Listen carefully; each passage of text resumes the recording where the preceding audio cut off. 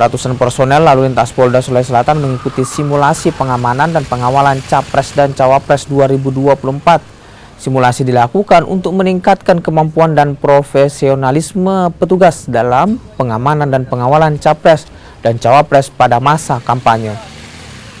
Pelatihan dilakukan mulai dari mengemudi kendaraan dinas roda 2 dan juga roda 4, insiden ban pecah saat pengawalan serta gangguan lainnya. Jadi pelatihan yang kita laksanakan di tingkat Polda, yang kita undang adalah Kanit Torjawali, kemudian ada bintara 2 orang tiap masing-masing Polres dalam rangka latihan peningkatan kemampuan pengemudi baik roda 2 maupun roda 4 dalam rangka kesiapan kita pengawalan Capres dan Cawapres 2023-2024.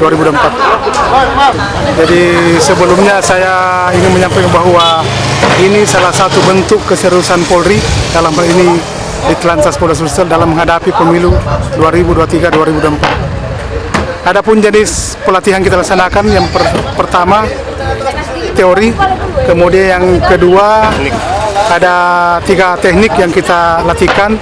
Yang pertama teknik evakuasi medis, kemudian evakuasi taktis, kemudian pecah ban, itu ada 3.